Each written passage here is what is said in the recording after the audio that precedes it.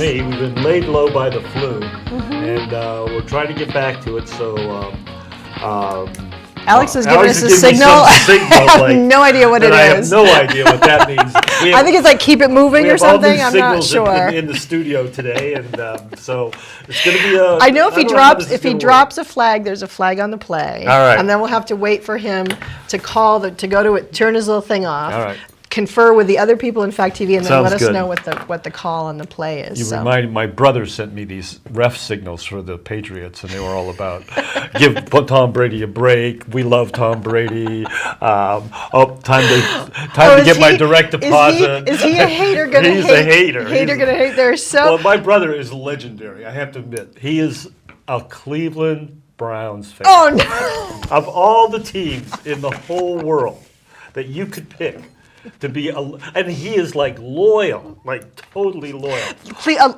Cleveland Brown fans, from what I understand, they are loyal and they are just waiting for the day. They're waiting. They are like, I have no idea. That is fake. That's funny. He goes on, and people just give him. They send him all these things, and it's just horrible. It's like, why would you want to date a Browns fan? Why? Because you know she never was going to want a ring. Ba-boom. Boom. Okay, but we totally digress off topic. All right, first we're going to go to local events. With Marty. With Marty. So we have a lot of local events going on. The first thing we have happening this weekend is happening at the Legion. It is a chili cook-off and dance to benefit Our Place Drop-In Center.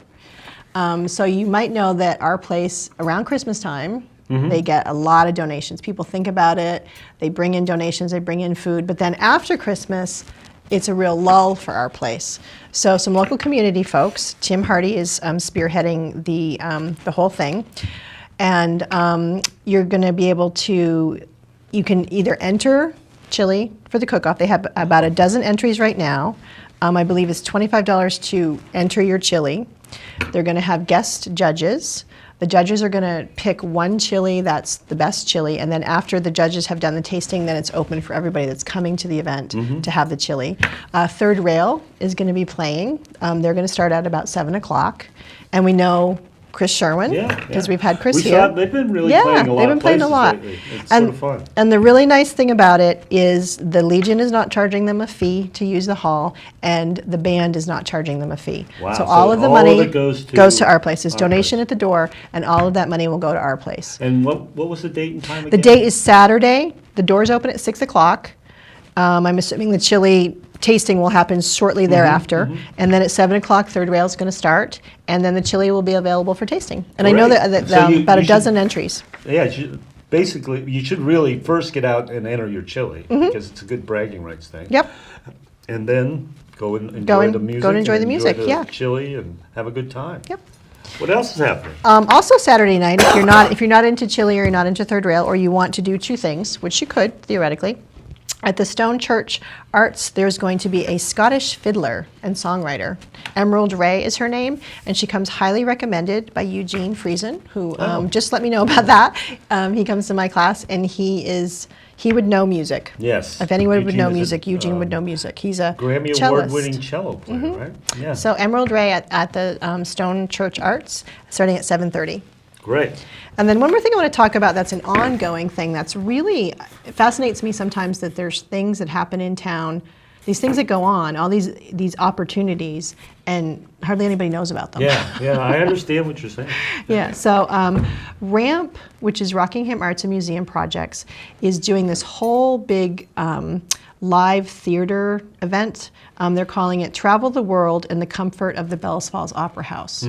So they have on Thursday nights through one Thursday night in January, February, April, and May, and June, they have an exhibition on screen of live artists and their work. Then they're doing live theater, National Theater Live to film on Sunday afternoons, including Hamlet, Julius Caesar, Obsession, Peter Pan. These are all Sunday afternoon films. And then on alternating Sundays, in between, they're doing the Bolshoi Ballet. Wow. So if you want information, I just happened to find this little flyer out in the lobby, but I happened to see the flyer, the bigger poster, and I thought it was like a really just a really unique event. You can go to the Bells Falls Opera House and you can watch National Theater. They're not simulcasting it, it's live to film, but you can see films of live theater of some very, interesting. I would love to see Hamlet. I've never seen it, Shakespearean production. Yeah, and that would be a great opportunity to get that little bit of culture that we don't get around here, and especially in the winter too. Yeah, well, that's what I'm thinking, a Sunday afternoon. What else you want to do on a Sunday afternoon? And you can probably triple up. Well, you're going to watch football on Sunday. Well, not anymore. Not after anymore. The, So now is now the you can. perfect Now is a time. perfect time, and to see the Bolshoi Ballet. Or Hamlet, or Hamlet. yeah. Exactly. So Excellent. So there's just some things that are happening. We try to keep you informed. If you have an event that you want to promote, make sure you either if you have posters, drop them off at Greater Rock, or you can email me the information. It's grfit@sauver.net. If you have something that you want to promote, we'll make sure we'll get it in our local events. And that's one more way to get information out. Yeah, because it is hard. Our audience of 5 always listens to us. There's always something going on, too. There is always something going on. You find out that, after it happened, that it was going on and you missed it. And perfect segue into you have something that you are looking to promote. Well, I'm going to hold off You're going to hold on off? that. Okay, we're going to tease them a little bit because I know you want to talk about parking in Bells Falls. I do. And just so y'all know, I got the clacker ready. And I actually didn't see the meeting, but when we come in on Wednesday mornings, I always ask Alex what happened at the meeting the night before. And he said there was a big feud, a big dust-up about parking in Bellows Falls. That it's not being enforced. We need to do something about it, and they're getting on it. I just can't believe that, because that's pretty unique. There's never been, ever in the history of Bells Falls, has there ever been issues with parking in downtown Bells Falls, or any downtown area in a small community? Is there ever issues with parking? So I don't know why it's all of a sudden coming up. It's unique to Bellows Falls. But what they came, the powers that be, or the collective decision was that they would try to get the town manager to go find a volunteer parking person who will then, on their own, go out and be hated by everyone downtown. So if you could imagine the person who would volunteer for this, first of all, everyone in the audience was raising their hands. Yeah, it's got to be like Mother Teresa, or it's got to be, some evil Ivan the Terrible. One of the two. I can't imagine anything in the middle. Well, it kind of could be. It could be a good opportunity for somebody that had a good sense of humor. Yeah. And they could dress up in like a Western kind of outfit and be out there being parking enforcement. Well, you sort of, because we here at Fact TV, we try to come up with, we see an idea like this, we think we can maybe improve upon it. Of course you guys do. Yes, because it's always the people in the cheap seats in the back that always have the best ideas of how we should fix these problems. Exactly. People who have nothing, no skin in the game at all, always have the best solutions. Oh, trust me, I know. They have plenty of ideas. They have all sorts of creativity. So, at Fact TV, we're proposing, instead of having a volunteer, we should put bounties on the parking like spaces. Dog the Bounty Hunter? Exactly. We could then have bounty hunters that are downtown marking your tires. Oh, and then if they catch you and they get you a ticket, they get part of the money. Oh. And so you saw what would happen. You'd have Dog the Bounty Hunter downtown. Downtown, just waiting. Waiting for people. Waiting. But then we could see where pretty soon there'd be more than one bounty hunter.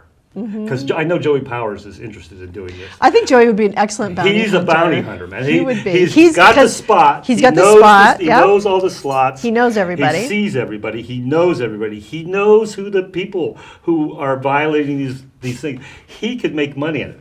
But then you have Dog the Bounty Hunter and Joey the Bounty Hunter. They're competing. We create a reality TV show called Parking Wars.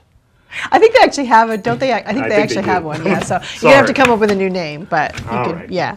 But I think. But the idea is there. We could do that, and we could have reality TV. We could bring, more people watching Fact TV because they're watching the downtown enforcement. And the merchants are happy because the parking spaces are not being taken up for lengths of time. Employment opportunities for the bounty hunters. It's bringing jobs to Bellows Falls. It's a win-win. It's a win-win-win. All right. Okay. Moving on to a that more was enough frivolity. Exactly. Moving on to a slightly. Did we talk about the spaghetti dinner? No. We have to do that. I'll let you do that. You're the All right. You're the spaghetti dinner Because champ. we're Rotarians, we put on a spaghetti dinner every February, and it's for the people of Bellows Falls. We sell tickets. Normally, a lot of people just buy tickets and then give them away. Pretty much is what the But- Rotarians do. is Yeah. we buy our tickets and then give them to people. But it's at the Moose, and it's going to be February 17th, and that's a Saturday. And I think it starts around 5:30. 5:30, I believe the doors open. There's generally ongoing seating, so you can come anytime. There's usually a crowd that comes. Seems like Yeah. there was a crowd that comes right at 5:30. Then there's a little bit of a lull, and people come. We can also We pack usually up to do, go.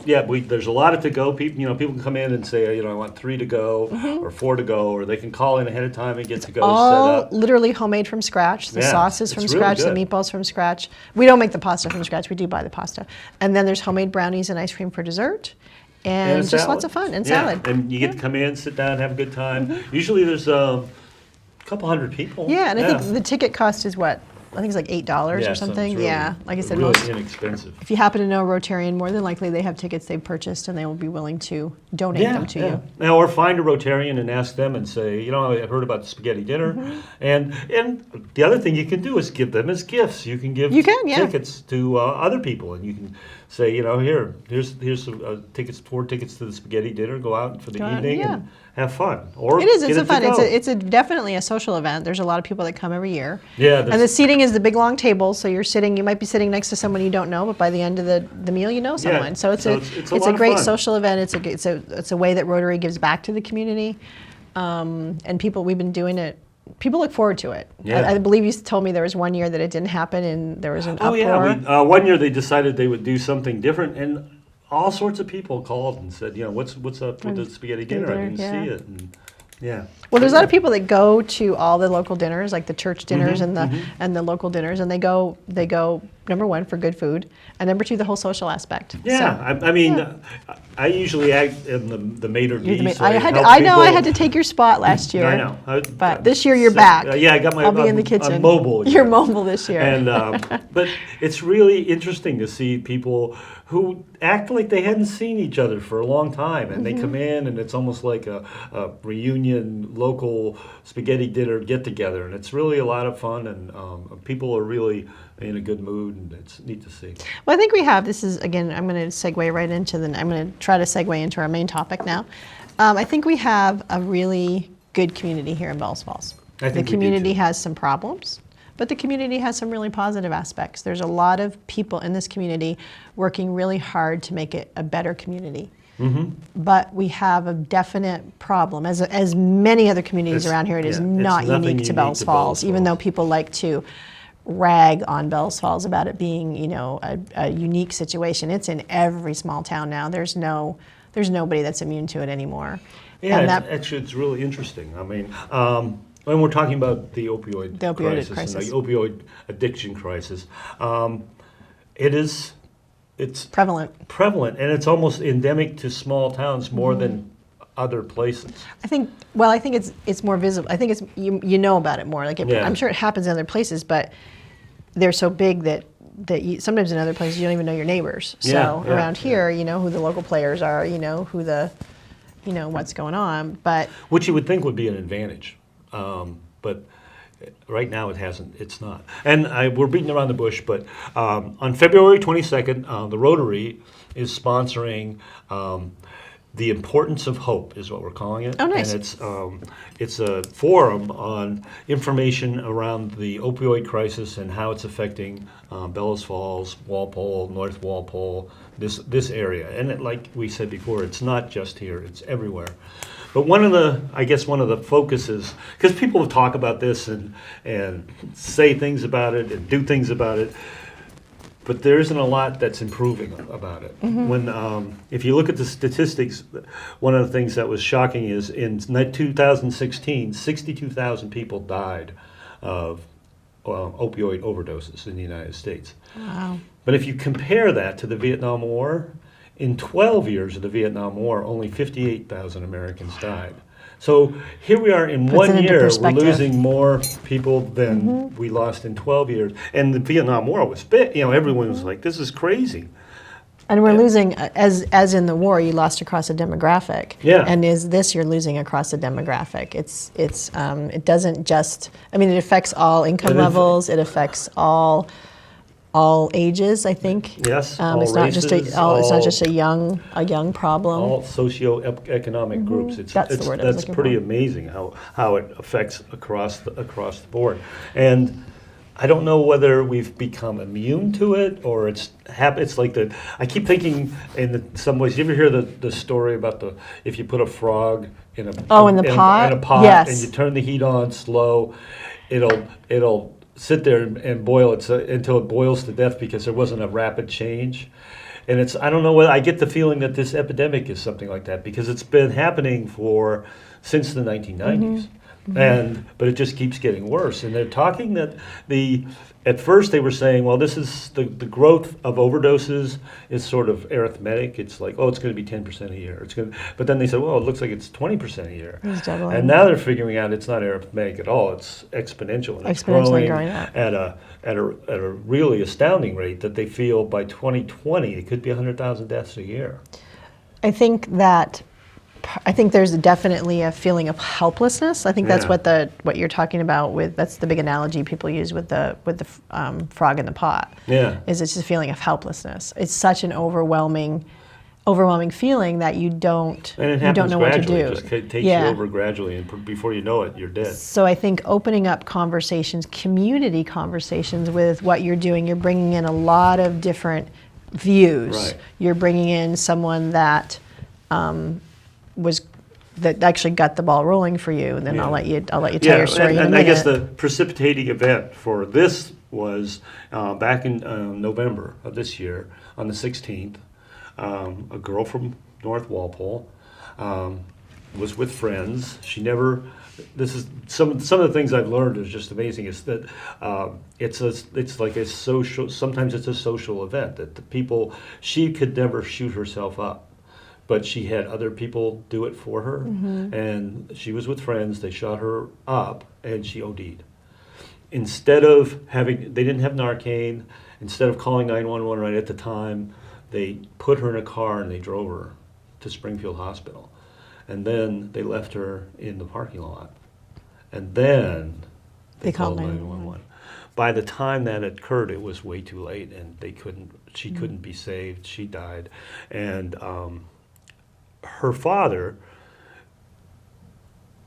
her mother actually knew me, and her father really was angry and wanted to do something, and her mother had him contact me mainly for the fact that we were on Fact TV, and they wanted to get the message out, and they wanted to do something.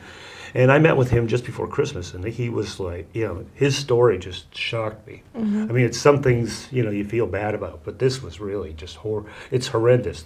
Horrendous, and kudos to him for being so open about it and willing to bring, what most people consider private, private stories, or they might be embarrassed, or they might be whatever, but bringing it out and bringing it to light, because I'm sure he's not the only one out there. Well, that's what has become more and more to light is what he was saying is he grew up in Bellows Falls. He, fished in the setbacks, and he went back, and he said when he was a kid, they never, it was like they didn't have to be in at midnight or be in it. They ate at different houses, different times of the year. They walked around because they went everybody fishing, knew everybody, and everybody looked out for everybody. Right, and I think that was. And I think he about said that. If they did something wrong, it got back to your parents. It got dealt with and back to the parents before he even got home. And he was like, it was taken care of. And he said, we've grown. One of the things that's happened in Bellows Falls and in the nation as a whole is we've grown apart from that community, and people have been ashamed to talk about things, and they hide things, and even though things happen, they are afraid to talk about them, or they're ashamed to talk about them. And as I've been talking with people about just doing this forum, it becomes more and more apparent that is the prevailing attitude, in not just in Bellows Falls, everywhere, but especially in Bellows Falls. I was talking with a person the other day, and I was saying, "Oh, we're working on organizing this forum," and she was like, "Well, can you give me some numbers?" And I said, "Well, sure, yeah, that'd be easy." She goes, "Well, it's my sister, but I'm really ashamed that this is happening." And I was like, this is exactly it. It's like you. Everybody has got to start talking about this, and that's one of the things that, as I was talking with the parent, he said, "Well, they took me to the police station, and they said they showed me a list of names, and they said, 'Do you know any of these people? Because these are people we're interested in that possibly could be involved.'" And he said he went through the list, and he knew probably half of them personally, and then the other half he knew their parents. And he said it's just, and no one talked about it, and no one said anything. And he said he's pretty convinced that people that were with his daughter when she died were at the funeral, and were at the calling hours, and he sees them on the nobody's street. fessing But up. nobody's fessing up, nobody's saying anything, and the beat goes on. So anyway, what we decided to do is, we were originally talking about doing a show on Fact TV, maybe having him come on the feed and talk about it. And it was like, well, that's really not enough. We need to see if we can't do something more. So what we're going to do is this forum on the 22nd. And the idea, and I don't know how this is going to work, because there's lots of forums that are done and lots of things that happen, and it's not like this is the first forum. As I talk with people, I was putting this together, I was reminded that I moderated a forum in 2014 about this very subject that we did down at the Flatiron, and we did one at the library. And it's like, well, things aren't changing; they're getting worse. So we're hoping to do this one at the Opera House. We're hoping to get as many people as we can possibly get to come to the Opera House on the 22nd, and we're going to have this parent. He's going to be there. He's going to tell the story, and he's going to tell the story of his daughter, and how his daughter and his granddaughter doesn't have a mother now, and what happened and how it happened, and this whole idea. But then we're also going to have people from Turning Point, which is the recovery center in Springfield. And they're doing, just a quick aside, they're doing some unique things at Turning Point. I noticed, because we have posters here for Turning Point, and they're doing, because of course they have the traditional AA meetings, and they have traditional recovery, but they're doing a lot more with family recovery. Oh, they are. And I think that in and of itself is an important, because normally if you're dealing in the addiction realm, and and I just wanted to make sure everyone, you have a background. You worked at HCRS, and you worked at Yeah, you have I a little didn't work background. directly in treatment, but I do have some connections with the idea. Normally, someone goes into treatment, they do their treatment, they come out, and then they're usually directed to go into like one of the Alcoholics Anonymous, or which is the person, the addict, going there and dealing with their stuff. But there's not always, I think, a push for the family to do recovery stuff. I mean, there's definitely Al-Anon and those type things, but I think that for the family to be more involved, it's like they say, what's the saying? It takes a community to raise a child. Well, I think it takes a community to maybe help someone, conquer their addiction. I think that that's a unique thing that Turning Point is doing, is they're looking at more the family, the whole family unit, and actually, you have the addict in recovery, but I think you kind of have the family in recovery too. The family and the community in recovery. Yeah. To be honest, it's an the amount of affect, or the effects that it has on the community. It's like a concentric circle. The ripple, the ripple effects. The more I've looking into this, the more you can see that it is that way.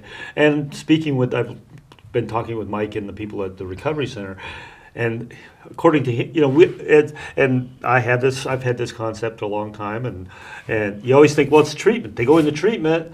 They come out of treatment, it's going to be like, I broke my leg, and they set my leg, and now it's in a cast, and it's going to heal. It's fixed. Boom. Done. Yeah, it's nothing like that. It's like all they really do in treatment is sort of detox the person and get them to a point where they're thinking a little more clearly. But maybe hardly at all. Physically feeling a little bit better, maybe. Maybe. Yeah. And then they're dumped right back into the same situation where they became an addict in the first place. And the failure rate is astounding.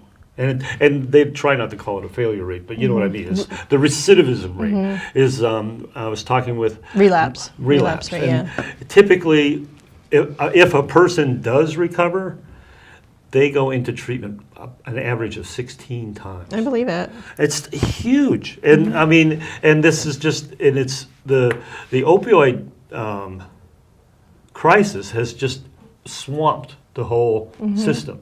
Because it used to be, you know, there were people that were alcoholics, and there were people that were maybe crack addicts, and there were some heroin users. But heroin use back in was actually been reduced quite a bit, and now it's heroin use is endemic, and it's fentanyl is being introduced into the Lovely. Yeah, and because it's more potent. And So I just wanted to, we've been talking about this for a while, and I kind of wanted to, because you said something that really kind of brought out, I think it's really easy to sit back, and I'm going to throw this out to people to think about. Yeah. So that maybe it might make you come to the forum, or just make you look at things a little differently, which is kind of what we like to do at FACT, Yeah. make you look at things a little differently.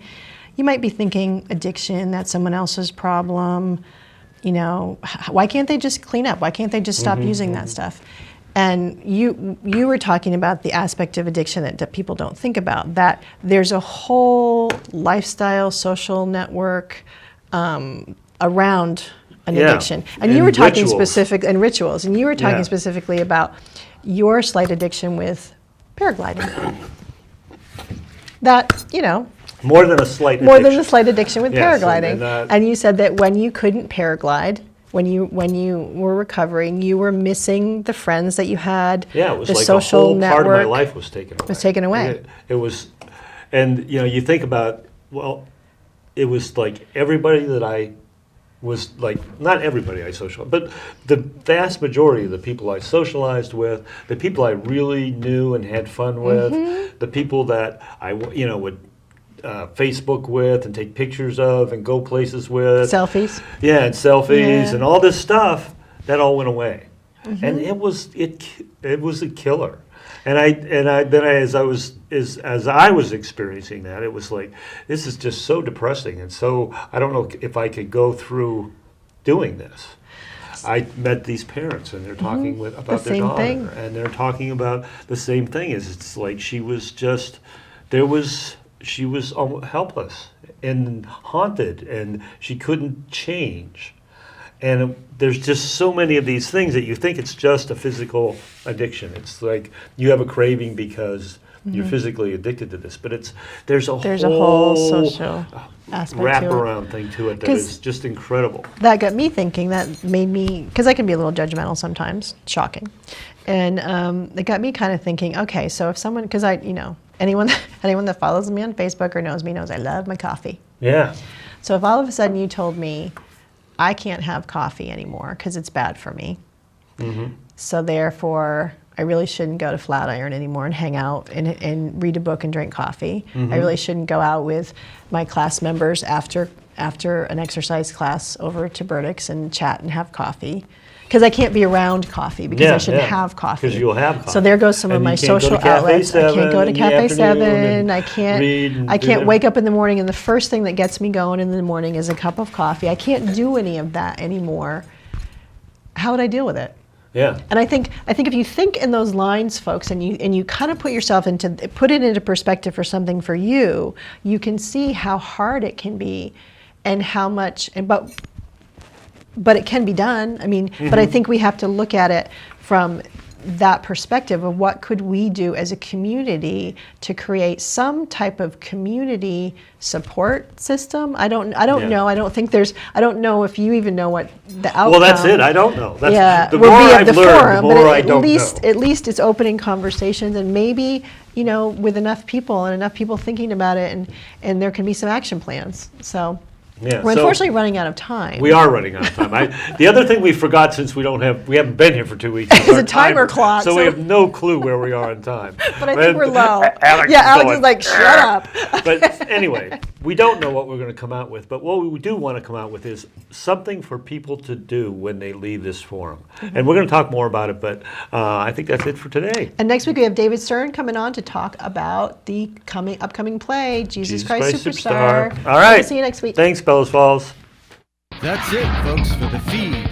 Be sure to catch us every Wednesdays at 7:30 a.m. Also, find us on Facebook at Fact TV, or tell us what you think. thefeed8@gmail.com. And don't forget to watch the feed online at www.fact8.com.